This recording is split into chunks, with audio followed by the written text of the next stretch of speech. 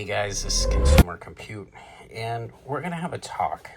I haven't really owned a Z Flip since the Z Flip 5. I skipped out on the 6 just because when I started to work or buy these phones, I started out with, I believe, the Z Flip 3, and they just started to feel like buying the same exact phone. Where this year I went into Best Buy and I purchased the Z Flip 7, and it just felt different in the hand. It feels much lighter. I do like this coral color phone, but also I do like the fact that we now have a full screen on here. And you get really decent trade offers, say through the carriers. For example, I traded in a Samsung A15 5G in the United States through T-Mobile. I got $550 for trade, which that's actually phenomenal and to me crazy and worth the amount of money. Now I know usually what I've been doing throughout the years is trading in some other bigger phone and getting these phones for free. So I do think that, this phone here is a decent phone compared to, I guess, like this year's competitive phone, which is the Motorola Razr Ultra. Very similar phone, different textures on it, which this is the Sage color phone, which is the green phone, which has the Alcantara leather and whatever type of backing on it. Now this here has, processing wise, as of filming this, can't remember what the processing speed is, but there's like hundreds of videos that talk about what's in this phone compared to this phone. I know the processor here is an Econos Samsung built processor, and a lot of people usually aren't too happy with those phones when they have those processors in the US, but compared to this and compared to this phone here, this one here is $1,300, where this is a little under $1,000, I believe. I think personally, to me, it really depends on what you're really looking for. This is built in where you can have specific apps built right on the screen without manipulating specific software. So for here, you can pretty much use this as a mini cell phone screen. Whatever apps, 90% of these apps do work on the bigger screen. You edit it, throw it in there, and you're able to open whatever app that you want throughout that, and it should pop up, and you're able to use specifically all of those apps on this screen.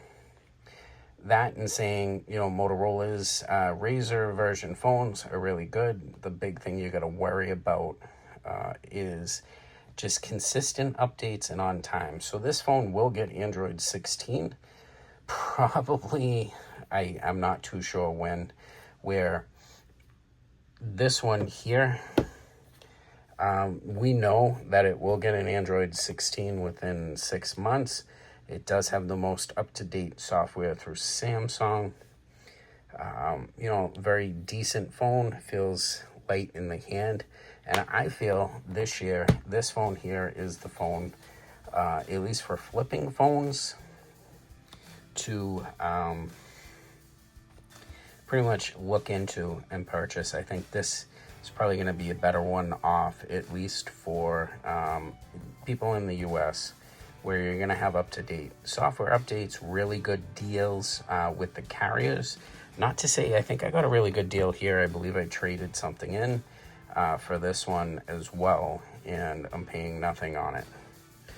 All right, That note here, you know, I do like the feel of this phone this year, but I do have to say, you know, better off wise, I kind of always veer myself towards the Samsung Fold phones, which is the Fold 7, and this year, surprisingly, I'm not as leery about actually trading in my phone like last year when I traded in the Z Fold 5.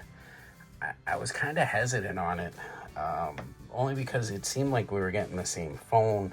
We're here this year, thinness, this is just, it's very tough to explain how thin this phone is compared to its, you know, predecessors.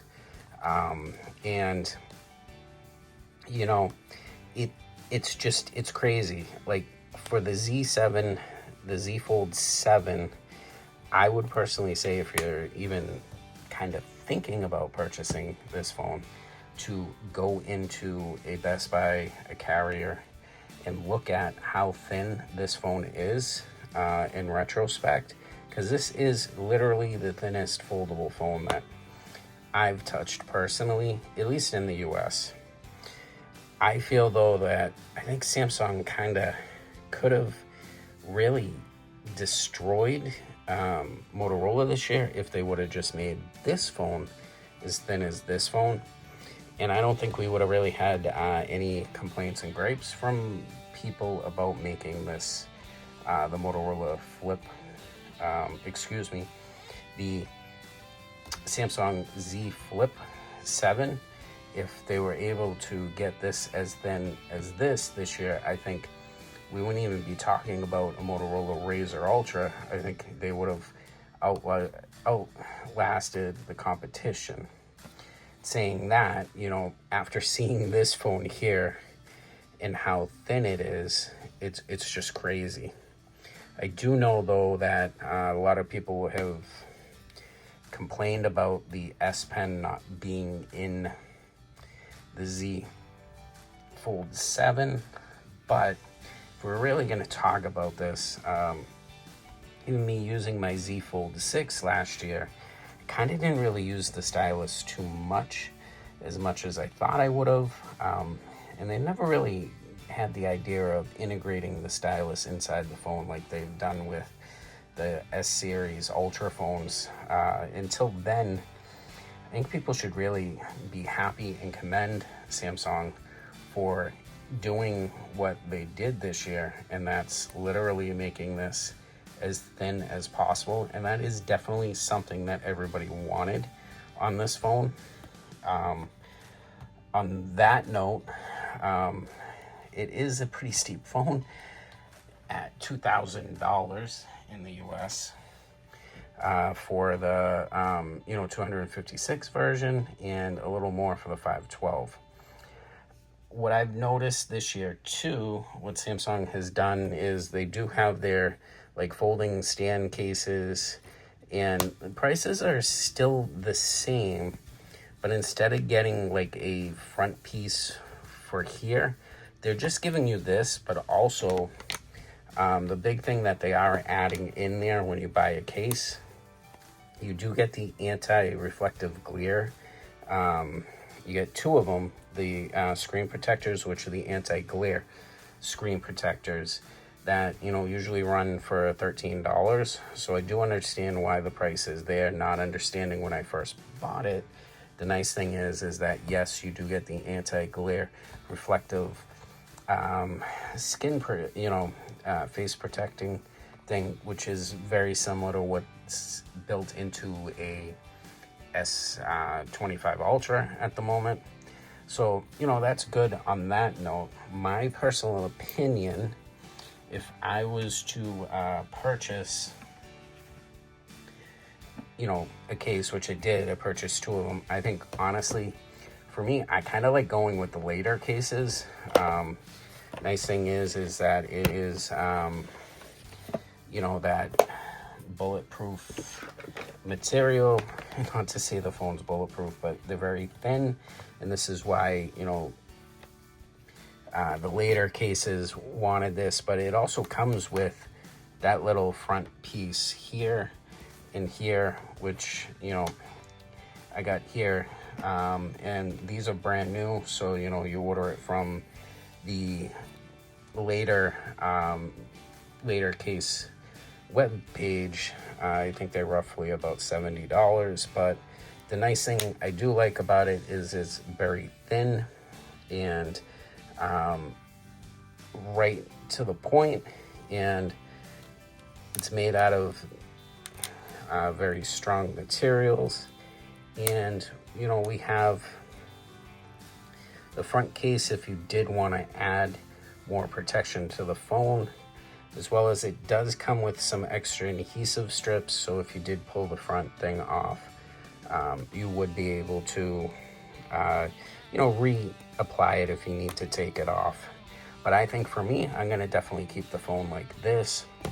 And I know, like with my Z Fold 6 case, I kind of bought one of these magnetic things. Latercase does have the magnetic rings for, you know, magnetically charging your phone. But I got these from Amazon, like a 4-pack for like $6. Threw it on these. So on that note, you know, just kind of like my first look and first impression of both of these phones. Again, I don't think anybody's going to do any bad purchasing, say, a Z Flip 7 as well as a Z Fold 7 for that. And personally, to me, this is just my pick. I do love this case, which is the Latercase. And then what I did do is I did purchase a clear translucent case for the Z Flip 7, which I'm going to open this up right now. We're going to do the little pull tabs right here and open this up. Let's see what's in here. All right, so what we have is we have one back plate, and we do have the front plate, which is very thin, and it does look like there is some black adhesive on this, which that kind of defeats the purpose. Okay, so there is black adhesive on this. I'm just gonna throw this up here with not pulling the adhesive tape, because I don't know if I'm gonna keep the front of that like that. One thing I do notice is that, yep, you are gonna see black in the front of the phone from there, as well as putting the plastic on the case, getting that nice and tight up there. So you do have that clear case rolling here, as well as here. I'm not too sure if I'm gonna actually take the translucent tape off, but they are very thin, surprisingly, this year. Just looking at it, it does seem very thin on that, and it does make it have a black, like almost like a pretend black layer on it. Well, I'm not too sure yet, but I'll give it a try. I think I'm gonna roll with it for a little while. Also, what you get inside the thing is an instruction manual on how to put the things together. Again, I think this retails for like $25, a little more, depending on that. I know on Samsung there's usually like deals and you can get pretty decent cases. I figured I need to get a case for this specific phone. I don't even think I have the case itself. See, it seems like it's not even on correctly. That's my fault. Seems as though I got some knee errors here, but we'll try again. I'll clip it in. There we go. All right.